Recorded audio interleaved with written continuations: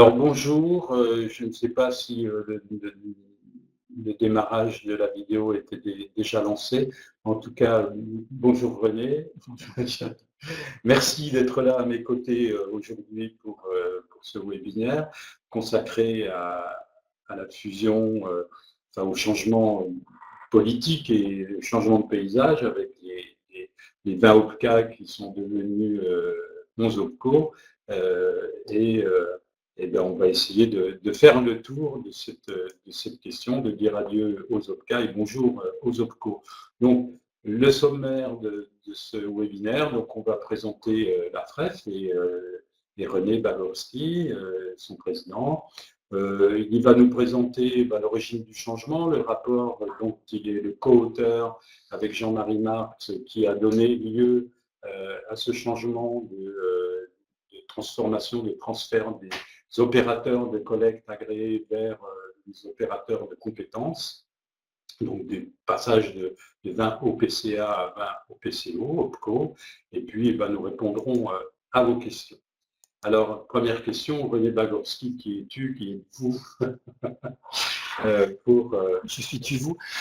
Oui, bonjour à tous, déjà c'est un plaisir de pouvoir échanger avec vous là, c'est le début d'après-midi. Alors qui je suis, moi je ne vais pas vous raconter toute ma vie parce qu'il n'y a pas longtemps, là, j'ai fait une conférence où le journaliste a énoncé tout ce que j'avais pu faire et d'un seul coup j'ai pris un total coup de vieux. Alors, rapidement, j'ai d'abord été professeur de français, d'histoire géo en lycée professionnel. Ensuite, j'ai eu un parcours de syndicaliste en étant conseiller confédéral à la CGT entre 98 et 2000, fin 2008, début 2009.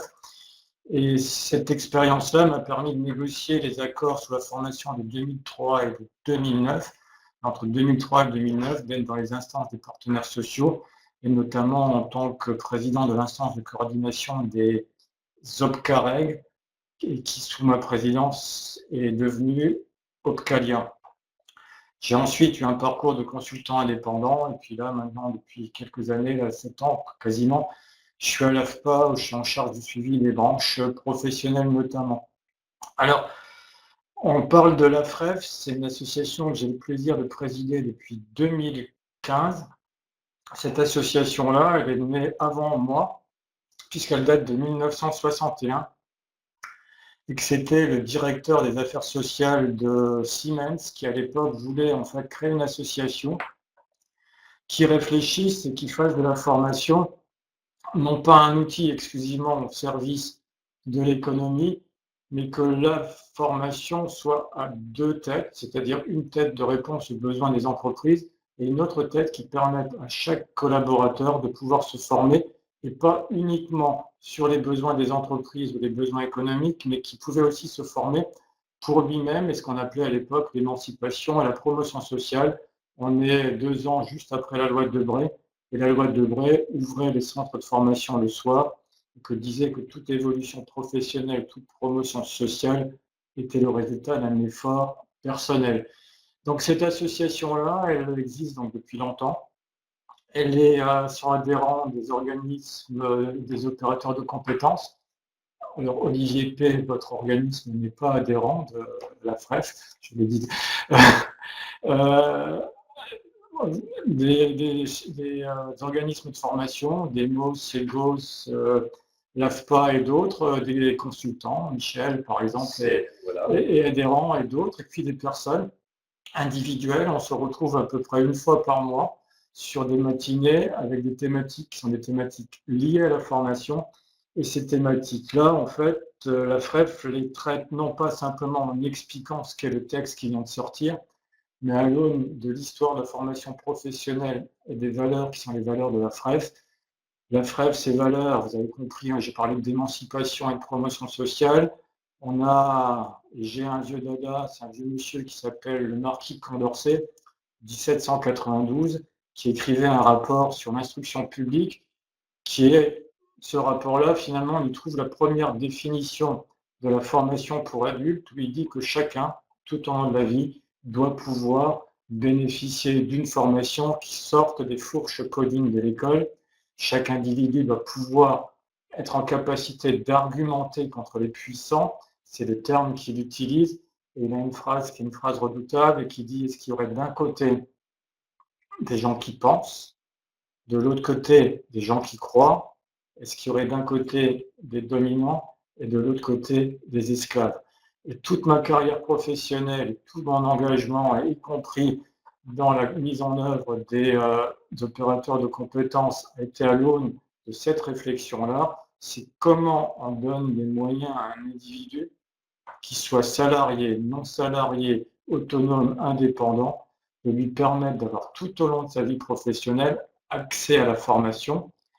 Et pourquoi pour nous c'est important? Parce que je vais revenir sur le préambule de la Constitution de la 4e République, qui a été repris dans la Constitution de la 5e. Il y avait 13 droits fondamentaux, donc opposables à l'État. Dans ces 13 droits fondamentaux, il y en a 2 qui m'intéressent. Un premier qui était l'accès à la santé, aux retraites et au bien-être pour tout citoyen, et un deuxième droit fondamental qui était l'accès à la formation et à la culture pour l'ensemble des citoyens. Et aujourd'hui, on est dans une situation, si on regarde notamment la loi de 2018, l'accès à la culture a largement disparu des radars. On est dans un accès à la formation qui doit permettre une opérationnalité la plus rapide par rapport aux besoins du marché. Donc, c'est une présentation rapide. Ouais, c'est une présentation fort dense et fort intéressante. Et Françoise nous rappelle que le CNAM a été créé en 1794. Voilà. Avec CNAM, j'ai le plaisir de dispenser quelques cours aussi, où on est effectivement, avec l'abbé Grégoire, dans une continuité de ce qu'était à ce moment-là un peu une logique. Alors, Condorcet écrit sur l'instruction publique. Il n'écrit pas ni sur l'éducation nationale, ni sur la formation, et les mots ont du sens. Alors, nous partons maintenant sur le rapport Marx-Walorski, qui est à l'origine de ce changement dont nous parlons cet après-midi. Hein, alors, tu peux nous en dire quelques mots peut-être de ce rapport, déjà, de contextualiser. C'est un rapport qui nous a été commandé par Muriel Pénicaud à Jean-Marie Marx et à moi début mai 2018, avec un timing qui était extrêmement serré. Et ce timing extrêmement serré devait conduire à une réorganisation et à une transformation des OPCA, qui étaient des opérateurs paritaires collecteurs agréés, vers des opérateurs de compétences. Alors, toutes mes interventions, quand j'utilise le mot OPCO, c'est vraiment par inadvertance, parce que pour moi, OPCO ne veut rien dire. OPCA, c'était organisme paritaire, collecteur, agréé, et chaque mot avait du sens. OPCO sont les deuxièmes lettres d'opérateur, les deux premières lettres d'opérateur, les deux premières lettres de compétences, et que ça n'a pas de sens pour moi. Donc, je préfère parler d'opérateurs de compétences. C'est les opérateurs de compétences, le mot a du sens, puisque la loi du 5 septembre 2018 n'est pas la énième loi sur la formation, c'est la première loi sur la gestion par les compétences. Et quand vous regardez, en fait, si vous avez envie de lire attentivement le texte, le mot compétence arrive plus de 200 fois, alors que le mot formation arrive à peine une vingtaine de fois. On est bien dans une autre logique, c'est comment on permet à des personnes d'acquérir ou de valider des compétences qui vont pouvoir répondre aux besoins immédiats, ou quasiment immédiats, des entreprises et du marché. Alors, le titre 1 de la réforme, de la loi, pardon, c'est le titre 1 de la loi, c'est vers une société de compétences. Absolument. Donc tout est dit. Et y compris si vous regardez le titre exact du rapport, c'est les opérateurs de compétences transformer la formation professionnelle pour répondre aux enjeux de compétences. Donc, il nous a fallu réfléchir de façon extrêmement rapide. Donc, on a vu le banc et l'arrière-banc de la formation professionnelle, 37 auditions à raison de 2 heures minimum d'audition, avec en filigrane, en fait, d'abord ce qui était écrit dans le projet initial du 27 avril 2018, qui parlait de cohérence d'un champ d'intervention professionnelle ou interprofessionnelle quand on parlait d'opérateurs de compétences. Et avec chemin faisant, parce qu'en même temps qu'on faisait le rapport, la loi continue à être discutée à l'Assemblée nationale. Et le 1er août, on a parlé en fait de cohérence et de pertinence économique du champ d'intervention des opérateurs de compétences. Ce qui nous convenait bien à Jean-Marie Marx et à moi, parce que dans la réflexion qu'on a pu avoir, c'était non pas de transformer les OPCA existants en opérateurs de compétences, mais bien de mettre en place un nouvel outil, opérateur de compétences, qui rentre dans la logique de la nouvelle loi et qui casse finalement les codes et les habitudes, pour ne pas dire les habitus, qui étaient ceux des OPCA. Alors, pour vraiment réfléchir sur le sujet, on s'est dit quels vont être nos critères d'entrée. Et les critères d'entrée, en fait, on en a plusieurs. Si vous lisez le rapport, c'est page 18-19 pour ceux que ça intéresse. Un premier constat, un premier critère qui pour nous était le centre vraiment de la problématique, c'est de dire que la notion de cohérence et de pertinence économique, elle doit être approchée avant tout sous l'angle des métiers et des compétences. Ça veut dire quoi? Ça veut dire la nature des activités, des métiers, les besoins de formation et de compétences doivent être un premier critère d'unité pour le champ des opérateurs de compétences. Et à partir de là, les choses se sont faites de façon beaucoup plus simple et beaucoup plus limpide. On a pris une photo, on a regardé par exemple le champ de la santé. Le champ de la santé, il y avait 3 endroits où on trouvait de la santé. But lucratif, but non lucratif, vous aviez de tout ce qui pouvait être aide à domicile qui travaille aussi un peu sur le champ de la santé ou les maisons de retraite qui se trouvaient ailleurs. On a dit quoi? Si on rentre dans ce premier critère-là, on change et on casse la logique de statut des entreprises, lucratif, non lucratif, et on va vraiment vers des champs cohérents. Pourquoi des champs cohérents? Parce que pour que les secteurs, si je reprends la santé c'est un secteur qui est un secteur important pour la société. Ce ne doit pas être la nature de l'entreprise qui doit primer, mais bien en fait le travail qui est fait à l'intérieur et les compétences nécessaires pour répondre aux besoins qui sont les besoins de santé pour l'ensemble des populations. À partir du moment où on réfléchit les choses comme ça, on fait exploser un cadre qui était un cadre structuré depuis longtemps autour des statuts des entreprises et non pas autour des activités. Si je prends la notion de compétence, cette notion de compétence, pour qu'on comprenne les besoins de demain, il faut des observatoires prospectifs des métiers et des qualifications. Ces observatoires, est-ce qu'on va avoir un observatoire à but lucratif, un autre à but non lucratif, un autre à je ne sais pas quoi, ou est-ce qu'on va avoir un observatoire du champ concerné qui va permettre à l'ensemble des entreprises, quel que soit leur statut, de pouvoir répondre aux besoins de compétences de leurs collaborateurs, mais aussi aux besoins qui sont les besoins de la société. Donc la santé est un exemple relativement facile. Si je prends le champ des banques et de l'assurance, on avait 5 OPCA où on avait des banques qui se retrouvaient. Et dans chaque OPCA, on avait des observatoires pour les banques qui se trouvaient à cet endroit-là. On a voulu, là aussi, regrouper, recréer et donner du sens. Mais au-delà de la logique métier, ce que je viens d'énoncer, on a voulu aussi réfléchir. En fait, j'aimais bien l'expression des agriculteurs quand ils sont venus nous voir en nous disant, nous, on est de la fourche à la fourchette. Ah, c'est joli. Donc une filière économique.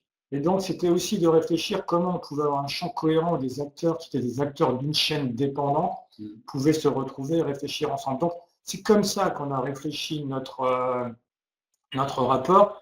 Mais ce qui veut dire aussi, je vous ai expliqué tout à l'heure que le 27 avril, on parlait encore de champ professionnel et interprofessionnel et que le 1er août, on parlait de pertinence économique du champ d'intervention. Vous comprenez que les deux OPCA interpro, d'un seul coup, trouvaient beaucoup moins de sens parce que même si on a des entreprises qui ne relèvent en fait d'aucune branche professionnelle, bon nombre d'entreprises a des activités qui correspondent à des champs déterminés et donc comment faire pour que ces entreprises-là se retrouvent avec, il faut dire, leur père et non pas de façon autonome. Merci, hein, c'est très clair donc sur le rapport Bagorski. Vous pouvez le lire. Alors, je vous déconseille de cliquer sur le lien pendant la conférence parce que vous allez être déconnecté et être obligé de revenir. Vous trouverez le lien dans le document PDF qui sera en téléchargement. Et dans ce document PDF, vous aurez à la fois la présentation que vous avez sous les yeux et puis un bulletin d'information et un bulletin d'adhésion à la FREF pour ceux qui le souhaitent. Ils seront les bienvenus à cette association. Et puis, on va retrouver un document qu'on vous a mis qui est comment retrouver son OPCO à partir de sa convention collective. Alors, c'est un peu, ce travail-là est issu de ce rapport. Hein. C'est la mise en place de la loi.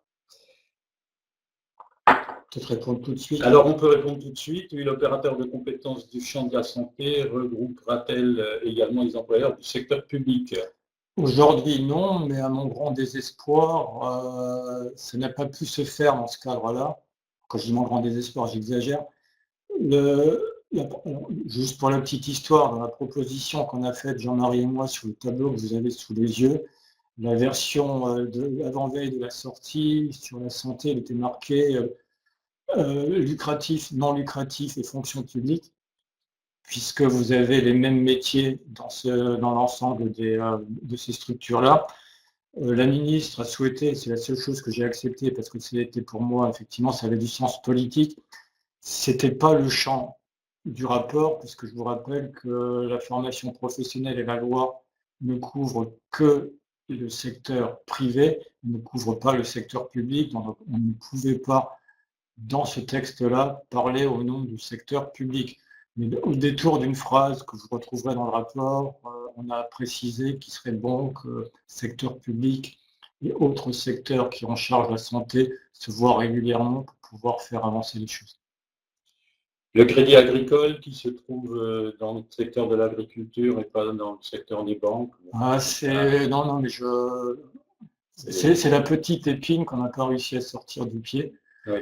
Parce qu'on nous a expliqué que le monde agricole était un monde à part et qu'étant un monde à part, ils étaient en réponse aux besoins ruraux. J'ai simplement, par rapport à cet argument dit et répété, je le répète aujourd'hui, quand le Crédit Agricole est propriétaire du Lyonnais, c'est quand même assez inconcevable que le Lyonnais soit chez Banque Assurance, que le Crédit Agricole reste au Capia, je crois que ça s'appelle comme ça. C'est ça.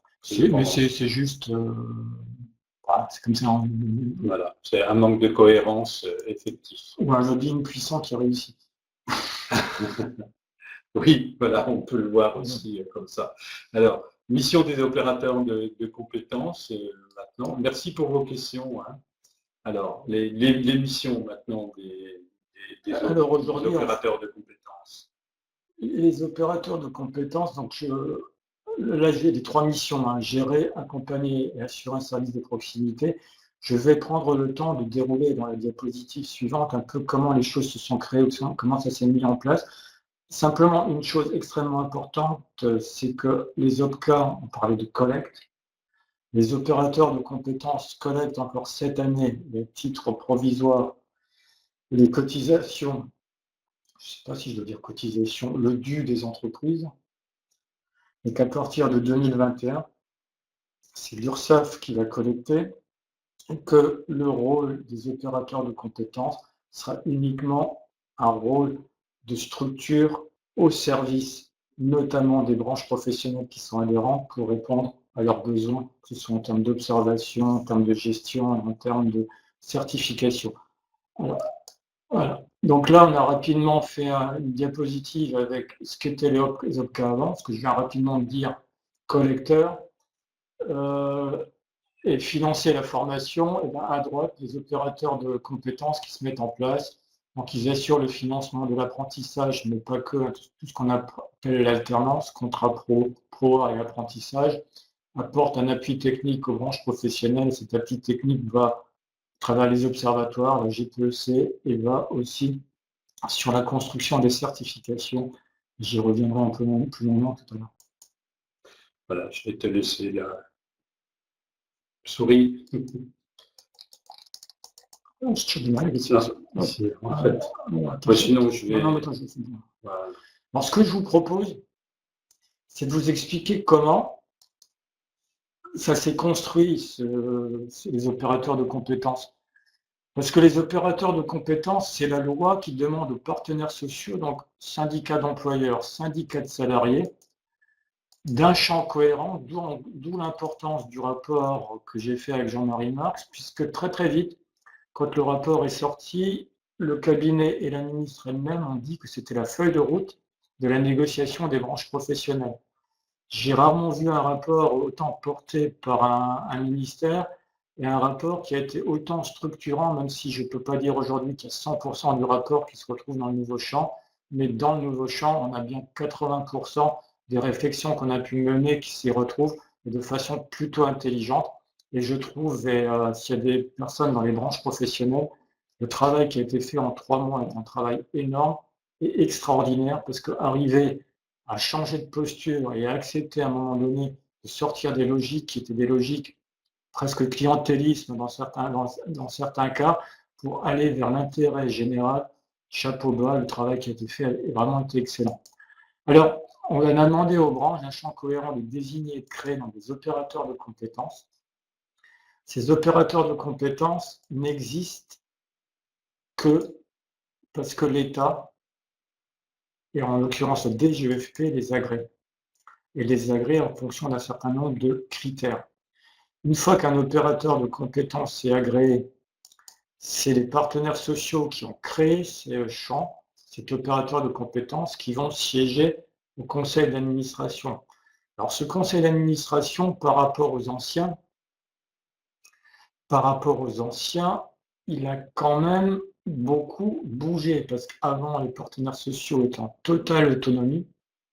Avec la loi de 2018, dans chaque conseil d'administration, il y aura un commissaire du gouvernement et un représentant de Bercy. En gros, c'est obéissance, petit doigt sur la couture, cadre réglementé et réglementé au plus près. Alors, jadis, il y avait un monsieur de l'UNM qui s'appelait d'ailleurs, je ne sais plus si c'était Lacroix, non, c'était Coutier-Sauvagnac, pardon, qui parlait de fluidification du dialogue social, et notamment un peu du principe de cocotte-minute, en fait, d'un OPCA qui, quand on met la cocotte-minute sur le gaz, il y a toujours un peu d'évaporation d'eau, et il y a une partie de l'argent qui n'allait pas forcément là où ça aurait dû aller. Le nouveau système est beaucoup plus contrôlé et régulé. Donc ces opérateurs de... Je trouve le bon endroit, excusez-moi. Ces opérateurs de compétences n'existent que parce qu'il y a des entreprises adhérentes, mais les entreprises sont adhérentes parce qu'elles appartiennent à des branches ou à un champ cohérent, et que du coup, elles n'ont pas d'autre choix que d'adhérer à l'opérateur de compétences qui est celui de leur secteur. Alors, et si on n'appartient pas à une branche, on nous demande... On n'appartient pas à une branche, on a plus de 36 000 choix, parce que c'est la plupart du temps la nature de l'activité qui fait que... D'accord. Voilà, il a la réponse, on peut continuer. On a ensuite, alors je vois, mais je vais revenir tout à l'heure sur la notion de conseil et d'observatoire, et je vais vous expliquer les choses un peu différemment. Les opérateurs de compétences, la loi leur confère 3 missions. Ils gèrent, ils accompagnent les branches professionnelles et ils assurent un service de proximité auprès des entreprises. Je vais prendre les parties les unes après les autres et on va un peu les décliner, on va prendre du temps et poser les questions que vous voulez si je vais trop vite, parce que j'ai tendance à parler vite, donc je vais ralentir le débit. Non, mais tout va bien. Il gère des bases qu'on appelle l'obligation légale. L'obligation légale, tout le monde, je pense, sait qu'il s'agit des 1%, des 1,6% versés par les entreprises de plus de 11 salariés et les 1,23% des entreprises de moins de 11. C'est un impôt, on va dire ça comme ça tranquillement, qui était collecté avant par les EPCA. Et dans ces 1,6 et dans ces 1,23, on retrouvera y compris la taxe d'apprentissage. On a encore une année 2019 qui est une année transitoire, donc quand les choses se remettront en place, on aura ce qu'on appelait avant l'obligation légale, versement des entreprises pour payer les formations des collaborateurs, et on avait la taxe d'apprentissage 0,68% qui était collectée par un réseau parallèle, même si c'était les OPCA qui le faisaient. Tout ça va disparaître Et l'obligation légale, ça sera la totalité de ces deux sommes-là. Les opérateurs de compétences donc, auront à gérer deux enveloppes, une enveloppe alternance. L'alternance, c'est l'apprentissage, c'est les contrats pro et c'est ProA. Et vous avez une deuxième enveloppe qui est pour les TPE-PME de moins de 50 salariés. Quand on a fait le rapport, beaucoup de secteurs sont venus nous dire que les histoires de moins de 50, ce n'était pas une bonne idée, parce que dans la version précédente, du temps des OPCA, il y avait en fait la possibilité d'avoir pour les entreprises de moins de 300 salariés une mutualisation des fonds pour financer leur plan de formation. Aujourd'hui, les entreprises de 50 à 299 se trouvent dans la même situation que les entreprises au-delà. Il n'y a plus d'enveloppe mutualisée pour financer non plus les plans de formation, puisque son nom a changé, il s'appelle plan de développement des compétences. Donc ça, c'est ce que vont gérer, et c'est ce que dit la loi, c'est la mission première des opérateurs de compétences. Alors, on s'excuse, on ne sait pas pourquoi, quand sur le diaporama que vous voyez, il y aura 2 ou 3 rectangles où les choses ne sont pas d'équerre, là le S d'entreprise est plus bas, et il y en aura un deuxième qui n'est pas cadré, on n'a pas trouvé la solution technique, donc on s'en excuse. Mais dans le PDF, tout est rétabli, vous avez la diapositive est convenable. Là, il y a 3 ou 4 rectangles où ça doit être la compression, la réduction de l'écran. Enfin, pour nous, en tout cas, c'est comme ça. Je ne sais pas si pour vous, à l'écran, mais nous, on a un S de l'entreprise qui est un peu décollé de l'entreprise. Bon, c'est pas grave, on va faire avec. Alors, vous avez le sujet, donc les entreprises, à partir de 2021, ça nous permet de répondre à une question, vont verser à l'URSSAF. L'URSSAF va reverser à France Compétences, qui est la nouvelle instance qui a été créée et qui est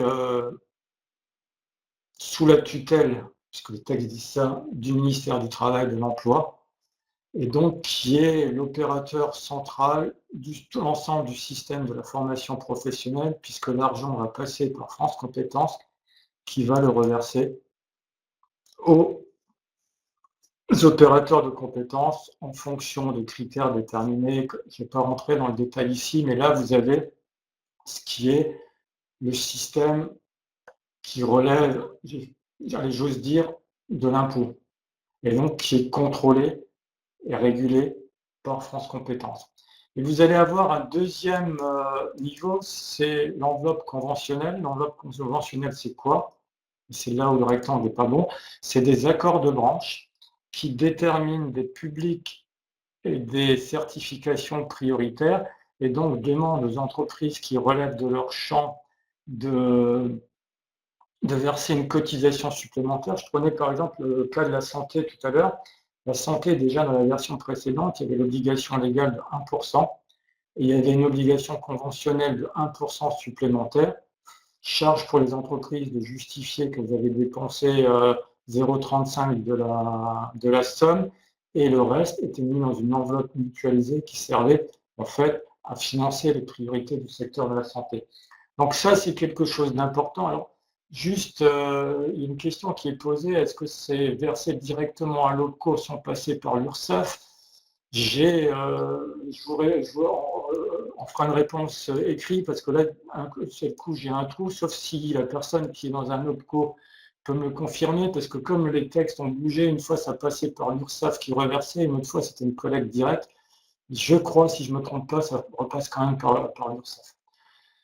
Mais à vérifier, donc je vous donnerai une réponse, non pas maintenant, parce que je n'ai pas les moyens de réponse, sauf si Olivier P peut me donner la bonne réponse.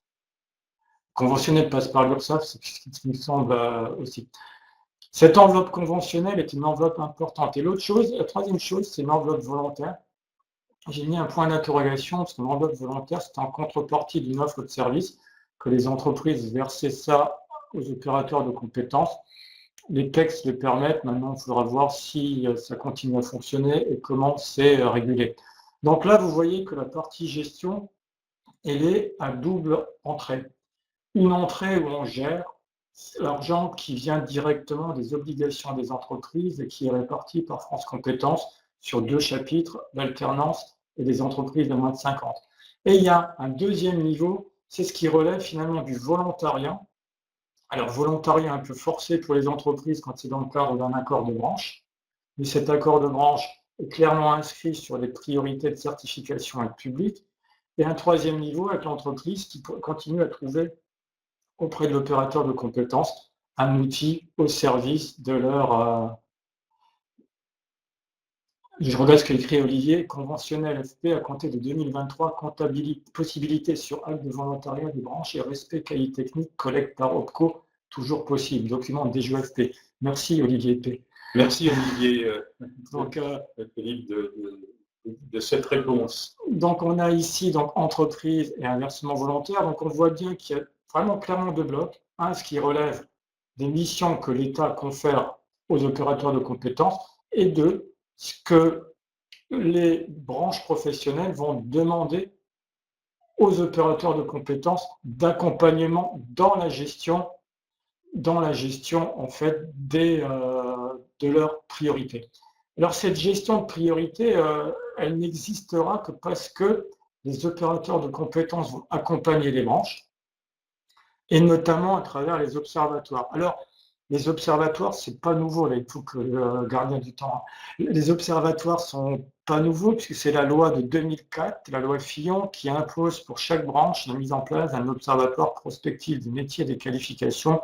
Et ces observatoires-là étaient hébergés au niveau des OPCA.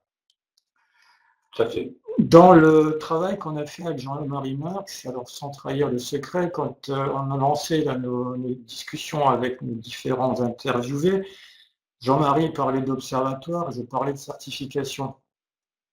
Et pourquoi on a réfléchi aussi en termes de champs cohérents, c'était de se dire qu'il valait mieux avoir moins d'observatoires, mais sur des champs cohérents, plutôt que d'avoir des observatoires par branche, qui étaient des fois, dans certains cas, que des outils qui permettaient à des structures en périmètre de certains secteurs professionnels de continuer à vivre tranquillement.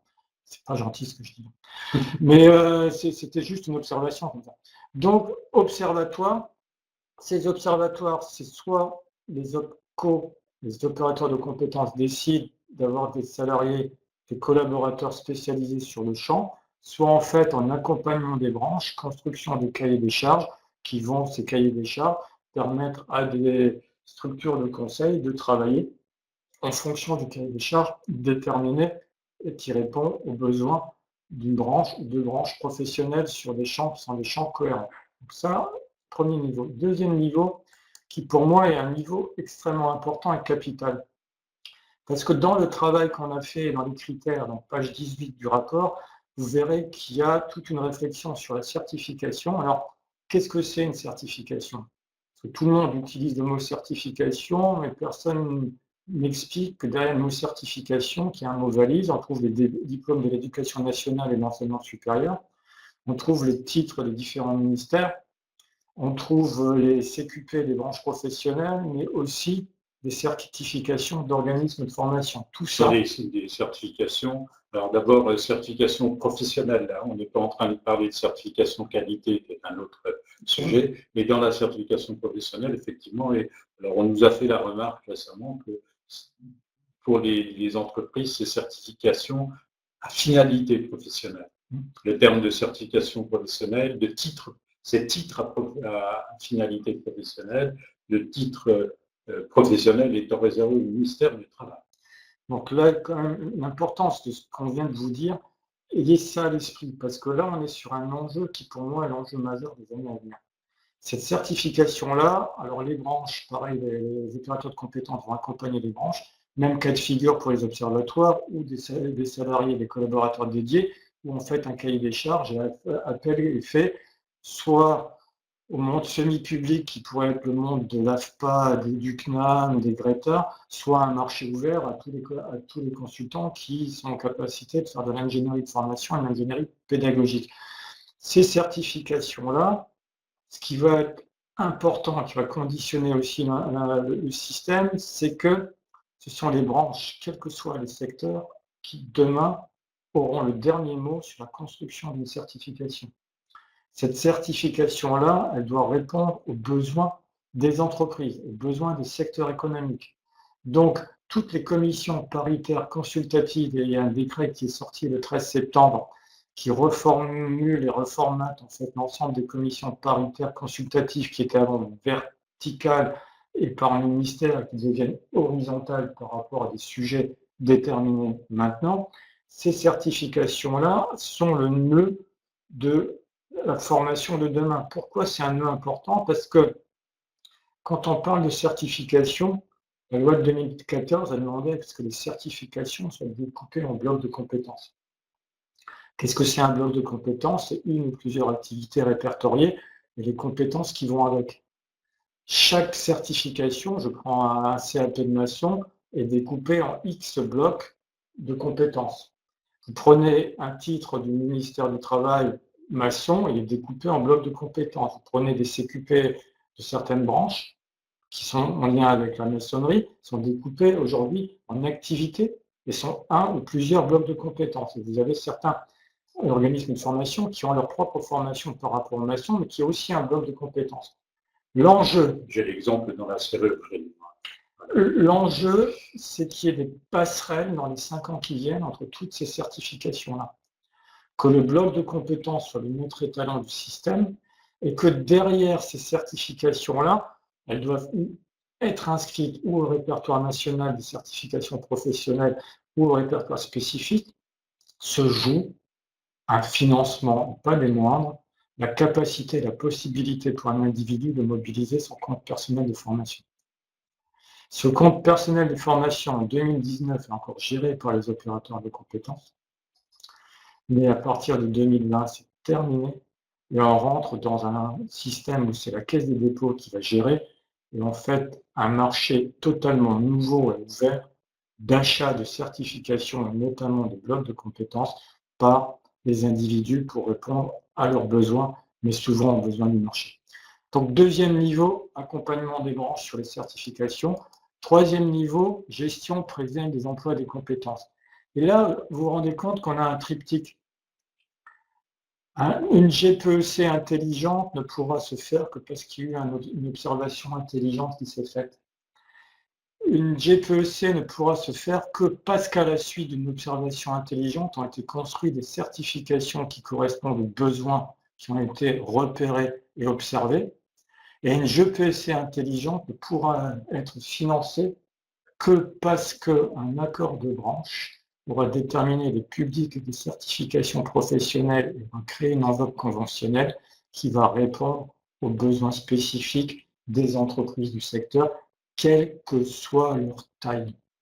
Ce que je n'ai pas précisé en parlant des accords conventionnels, c'est contrairement à la partie légale, cette enveloppe conventionnelle est ouverte à l'ensemble des entreprises et pas uniquement aux entreprises de moins de 50. Et là, on a des perspectives différentes et la capacité des partenaires sociaux à s'entendre et à créer leur propre champ est quelque chose d'extrêmement important. Et ce rôle d'accompagnement des opérateurs de compétences, pour moi, au-delà de la cuisine de gestion de l'obligation légale, qui est une cuisine, pardonnerai l'expression, il y a tout ce rôle d'accompagnement qui fait qu'il y a des nouveaux métiers qui vont se développer au niveau des opérateurs de compétences, et que la valeur ajoutée des opérateurs de compétences, c'est bien l'accompagnement des branches dans ces missions qui sont les leurs, et pas uniquement les branches, puisqu'une fois que tout ça aura été calé, le service de proximité que va assurer un opérateur de compétences, il se fait au niveau des entreprises adhérentes de l'opérateur de compétences, mais on va lui expliquer quoi?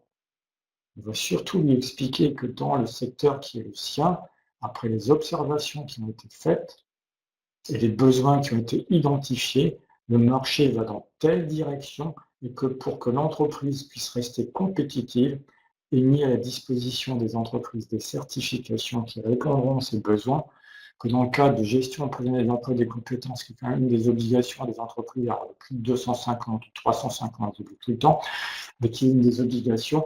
La formation étant un sujet important, cette gestion prévisionnelle de l'emploi des compétences, vous avez là tout un système, s'il est bien réfléchi et s'il est structuré de façon pertinente et qu'on n'est pas dans du clientélisme, mais bien dans de la prospective et du service à l'ensemble des besoins, pas seulement de l'économie, mais du développement de la société, on a un très, très, très beau travail et champ d'investigation des opérateurs de compétences demain dans leur mission.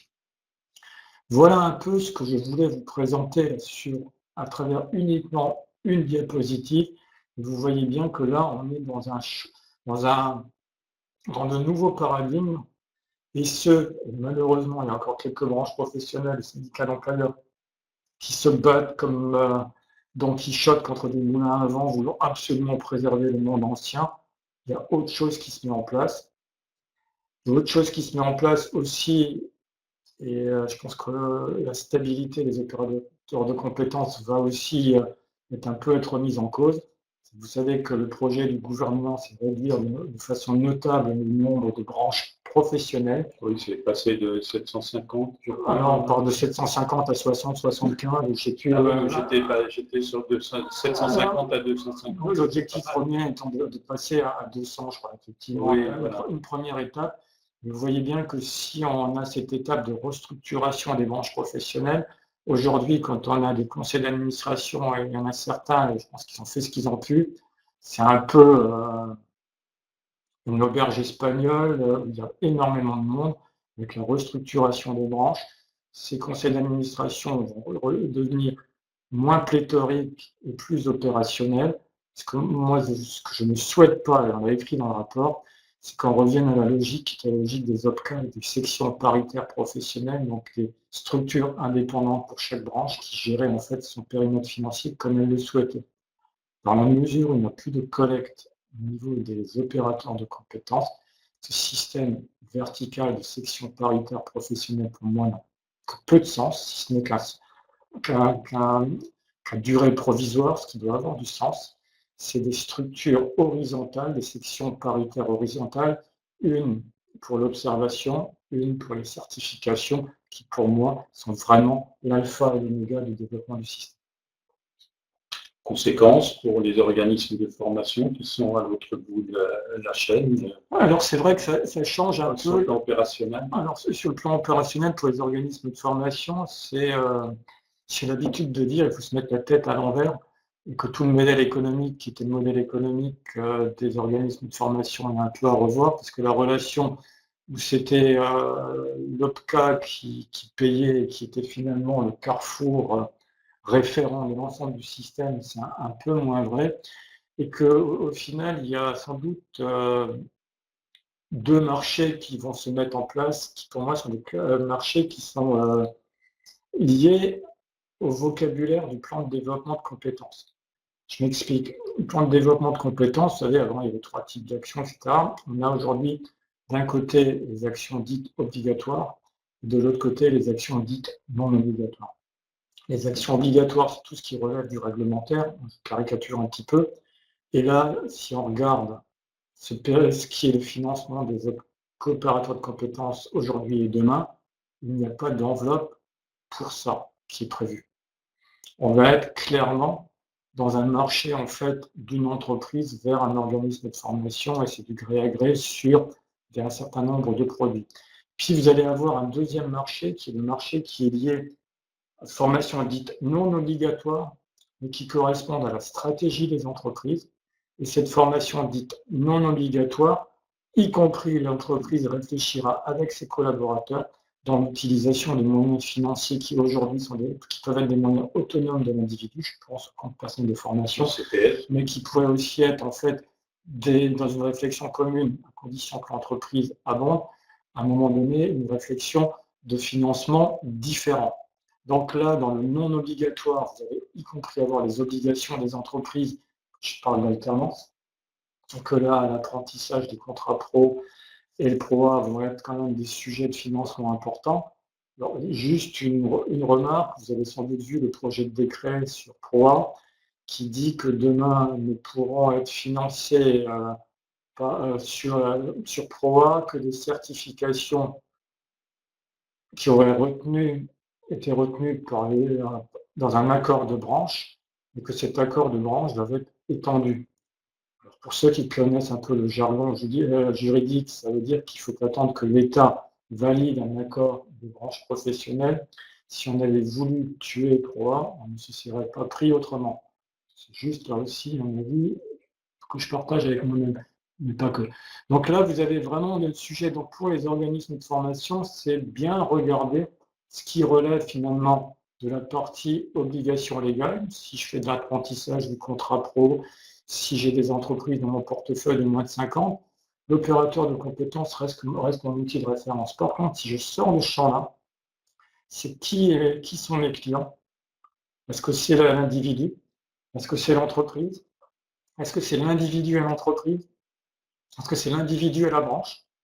Dans le cadre d'un accord conventionnel, tout est possible. Donc là, vous voyez bien qu'on a une évolution quand même extrêmement importante de la logique mise en place. Et derrière cette logique-là, c'est la stratégie et le modèle économique des organismes de formation qui a réfléchi. Ouais, on pourrait aussi parler du fait que les organismes de formation peuvent faire de l'accompagnement à la BAE, de l'apprentissage et des bilans de compétences, et tout ça aussi changer dans la définition de ce qu'est l'action de formation. Oui, justement, une chose, c'est important ce que dit Michel. Oui. On est passé la définition de l'action de formation, c'est quoi? C'est un parcours qui doit répondre à un objectif professionnel. Le financement se fait dans le cadre d'un forfait et non plus à l'heure stagiaire, même si contrat pro et pro-A sont encore à l'heure stagiaire. Ce qui reste si vous regardez le contrat d'apprentissage, c'est un forfait. Ça veut dire quoi un forfait? Ça veut dire que sont financés dans un parcours, sont considérés comme des actions de formation et bilans de compétences, la VAE, la formation en situation de travail, formation à distance, j'en oublie sans doute, la formation présentielle bien évidemment, et que vous voyez que quand on est organisme de formation, on ne réfléchira plus, quand on fait un devis en termes de HTS, qu'on réfléchira en termes de forfait et de parcours pédagogique qu'on propose à quelqu'un. Et puis, on est orienté sur quel est le résultat de notre action, non pas le programme et la durée, combien de taux horaire. Le programme, bien sûr, est le socle, mais l'objectif de la formation, c'est quelles compétences les stagiaires ont acquis au bout du parcours. Il y a une question, c'est l'idée. Il y a une question à Robert Wakin qui dit est-ce que les OPCO vont financer l'alternance? On a des problèmes avec des entreprises de plus de 50 salariés. Ça n'a rien à voir avec la taille de l'entreprise. En fait, chaque contrat d'apprentissage et chaque contrat professionnel est financé. Juste, je pense que vous savez tous qu'il y a une obligation d'avoir 5% d'alternants dans les entreprises de plus de 250 et que 60% des alternants sont dans les entreprises de moins de 50. Donc voilà, alors, et concernant le contrat d'apprentissage, contrairement à la période précédente, c'était un système subventionné, puisque c'était les régions qui avaient la main avec des conventions d'objectifs avec les différents CFA. Demain, ce seront les contrats directement qui vont être financés. Quand on est organisme de formation qui fait de l'apprentissage, c'est le sourcing qui va être extrêmement important parce que vous ne pourrez pas vous contenter d'une subvention. Je rappelle juste à ce titre-là que l'ensemble des organismes de formation pourront faire de l'apprentissage demain à condition de demander à être répertorié comme centre de formation d'apprentis, mais que vous avez aussi les entreprises qui vont pouvoir avoir leur propre CFA et que là aussi c'est un bouleversement énorme. C'est un bouleversement considérable et ça commence à bouillonner un peu sur ces champs-là des CFA d'entreprise. Il y a des statistiques en région parisienne, le nombre de CFA a augmenté de 50% depuis la loi. Impressionnant. Hein. Alors, on va clore le sujet, là, parce qu'on a plus que 10 minutes, un petit quart d'heure, pour répondre aux questions. Alors, voilà maintenant les 11 OPCO agréés. On sait, sur une diapositive que vous connaissiez, mais elle a cette vertu qu'elle permet de voir qui s'est mis ensemble. Alors, OPCA PIA, c'est le FCA et OPCA Lim qui sont mis ensemble. OPCA 2I, c'est OPCA 3+, OPCA Défi, et puis l'OPCA Lim. Donc, constructisme n'a pas changé. La mobilité, c'est l'ENFA et l'OPCA Transport. L'OPCA du commerce, c'est toutes les branches du commerce de gros, non pas de gros. Parce que le commerce de gros a réussi, là aussi, lobbying intelligent a réussi, à ma grande surprise, à être dans les entreprises de services de forte intensité de main-d'œuvre. Mais on aurait pu imaginer que le commerce de gros soit aussi à l'opposé du commerce, voire éventuellement la mobilité. jusque-là. Ensuite, vous avez Atos qui est banque, assurance, conseil, la santé sur Unifaf, l'AFDAS reste tout ce qui est spectacle, publicité, presse, etc. Culture, cohésion sociale, Olivier le sait, ô combien ça a été une bataille, mais je suis extrêmement ravi d'avoir insisté jusqu'au bout pour que cohésion sociale soit un opérateur unique et pas absorbé par un autre opérateur. Je considère que l'économie sociale et solidaire a du sens et que ça n'a rien à voir avec un autre type d'économie, donc je suis très fier que cohésion sociale continue à exister. Charge pour ceux qui en ont la charge aujourd'hui de faire ce qu'il faut pour continuer à le faire vivre, n'est-ce pas? Acte Alliance, donc c'est et AGFOS PME se sont mis ensemble pour les entreprises de proximité. Et ensuite, alors, le dernier, c'est le résultat non pas du rapport. Parce que dans le rapport, on avait parlé du FAF-TT avec la sécurité et la propreté, qui est une structure autonome et indépendante. Et les autres qui sont là devaient normalement aller ailleurs. Il s'est trouvé que, pour le coup, chacun a fait ce qu'il a pu. Et on a construit une entité qui est un peu plus large que ce qui était prévu au départ. Mais je sais que ceux qui y travaillent font un superbe boulot et que la réalisation de cet opérateur de compétences, quand il sera opérationnel, répondra largement aux besoins des entreprises. Alors, on a quelques questions. Coup de DEFAS, est-ce qu'ils vont rejoindre les OPCO? Puis une autre question sur la FEST qui n'est pas finançable, c'est une modalité pédagogique, la FEST. Si, c'est une modalité pédagogique. À partir du moment où c'est une action de formation, et je parlais de forfait tout à l'heure, la formation en situation de travail est finançable. Alors, par les OPCO, sans doute qu'il y aura des enveloppes, mais après, ce sera peut-être des enveloppes négociées. Pour les entreprises de plus de 300, attendez, parce qu'on regarde maintenant. Alors, où est la FEDEM? Non, mais attendez, il y a une chose qui pardon. Il y a une chose, on dit la FES n'est pas finançable par le pot puisqu'il n'y a plus de budget pour une formation pour les plus de 50. Bon, je vais m'énerver 30 secondes parce que j'ai des syndicats d'employeurs qui n'ont pas arrêté de me dire que puisqu'il n'y avait plus d'enveloppe mutualisée au niveau des opérateurs de compétences pour les petites entreprises, il n'y avait plus de financement possible de la formation. Je rappelle que la formation est une obligation des entreprises, responsabilité sociale des entreprises, elles ont obligation d'adaptation de poste et de maintien et d'évolution dans l'emploi, et que depuis 2014, le fameux 0,9 du plan de formation n'existait plus et que c'est un investissement des entreprises à faire.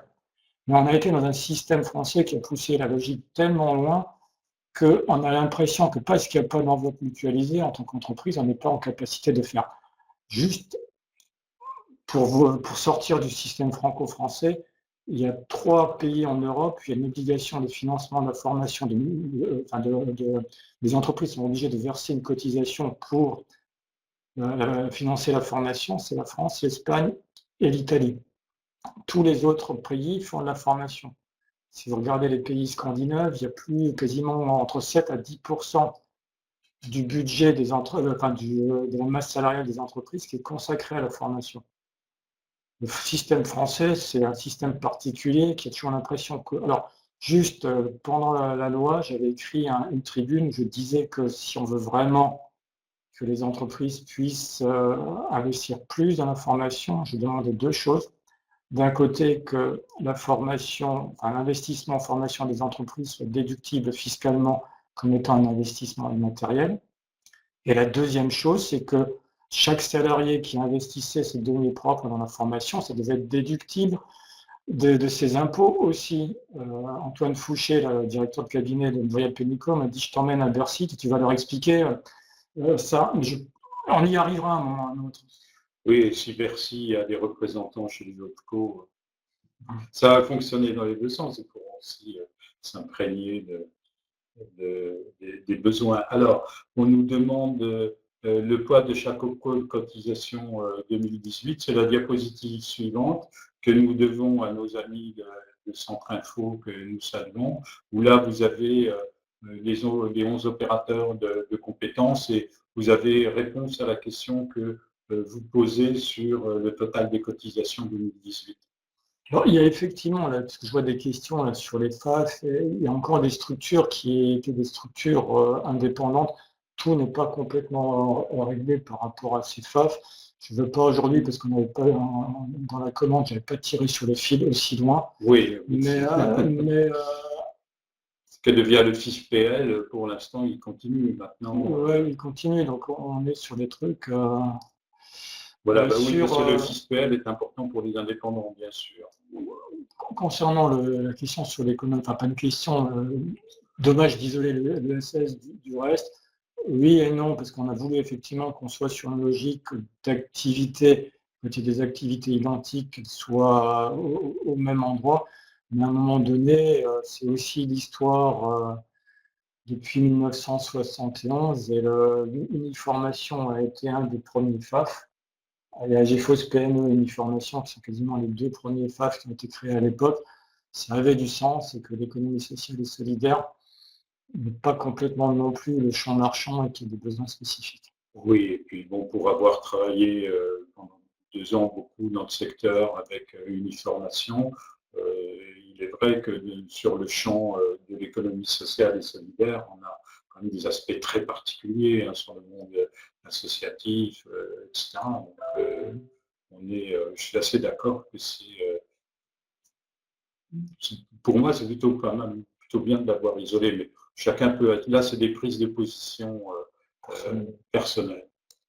Il y a une question, pardon, sur. Alors, nous répondons à vos questions maintenant, ce qu'on a déjà fait, mais on termine là-dessus. Il y a une question, le poids de chaque OPCO, le total de cotisations en 2018. Alors, le poids de chaque OPCO, c'est difficile à dire parce que dans le rapport avec Jean-Marie Marx, on n'a à aucun moment voulu en fait ni réfléchir en seuil, en cotisation moyenne, ni en seuil d'entrée. C'est la loi le décret qui a déterminé que pour être un opérateur de compétences, il fallait au moins 200 millions. Tous les opérateurs de compétences ont une cotisation qui correspond à peu près à 200 millions. Dans ces 200 millions-là, il y a à la fois l'obligation légale et l'obligation conventionnelle, qui sont pris en compte.